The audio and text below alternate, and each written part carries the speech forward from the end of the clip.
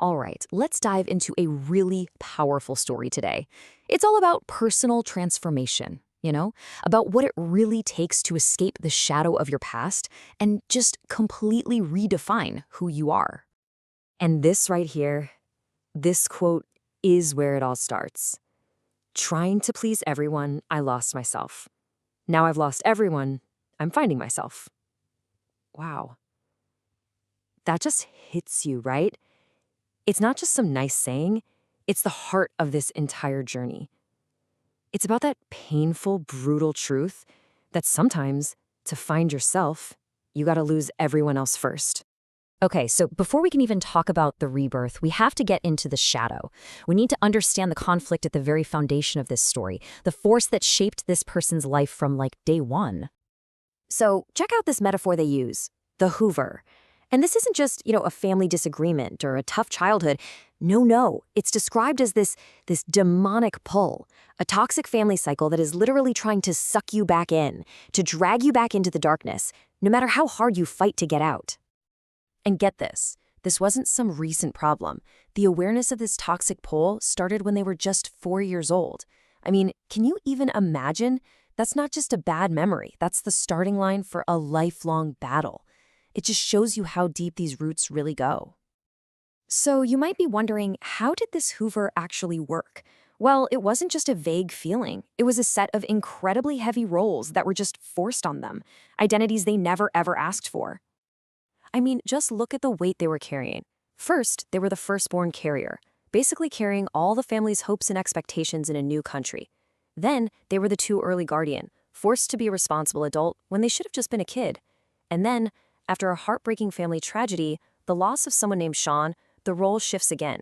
Suddenly, they're the new scapegoat, the one who has to carry all the blame, all the pain. But then, something starts to change. There's a pivot. After years and years of just enduring all this, a really powerful internal shift starts to happen. This is that moment, the one where the old story begins to crack and a brand new one starts to form. This is the awakening. And this quote just nails the new mindset perfectly. Haters hate truth tellers, and truth tellers hate lies. The whole awakening is framed as this act of telling the truth. It's that moment you realize, I have to honor my truth, right? Even if it makes everyone around me uncomfortable, because living a lie just isn't an option anymore, not for one more second. And this leads to the one question that changes absolutely everything. Think about it. All those years of feeling like you failed to fit in, failed to make everyone happy, failed to carry the burden. But what if it wasn't failure at all?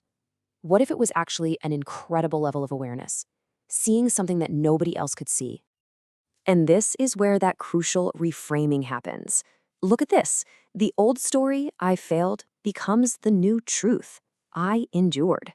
The old story, I was a burden, becomes I broke cycles. And I was alone transforms into the powerful I saw through the masks. This isn't just playing with words, you guys. This is somebody reclaiming their entire story, their entire life.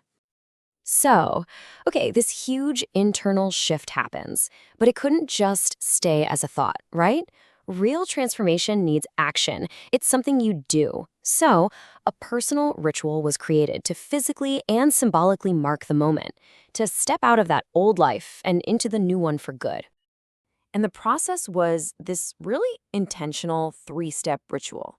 Step 1, release, using things like a movie and a special playlist to just let go. Step 2 was transition, spending one final night in that old space, but seeing it as a cocoon.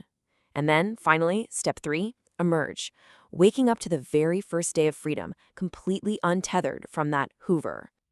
And wow, look at the contrast. It's just so stark. You go from the cocoon, this darkened room filled with old shadows, feeling tethered to the past, to the emergence, poolside, light, water, freedom, and movement. It's a powerful visual for a complete shift from one reality to a totally new one. So, what happens next? What does it actually mean to live in this new freedom? Because this part is about more than just escaping something bad. It's about finding a brand new purpose. And I absolutely love this analogy. They were like Prometheus, chained up and punished, but not for stealing fire, but for carrying a light, a truth for the family. But now, those chains are just rust. The punishment is over. And that fire, it's not a burden anymore. It's not something you carry for other people. It's finally yours. Yours to command. And that fire, it has such a profound purpose. See, this new life, this freedom, it's not just for them. It's a way to honor the memory of Sean, the one they lost. It's about finally living the full, authentic life that neither of them ever got a chance to live back then. So that freedom is shared with his memory, which just gives it a whole other layer of meaning. And all of this leaves us with one last really powerful question to think about. After you've broken the chains of the past, after all that hard work, what do you do with the fire that is now yours to command? The next chapter begins. The fire is in your hands. So, what's next?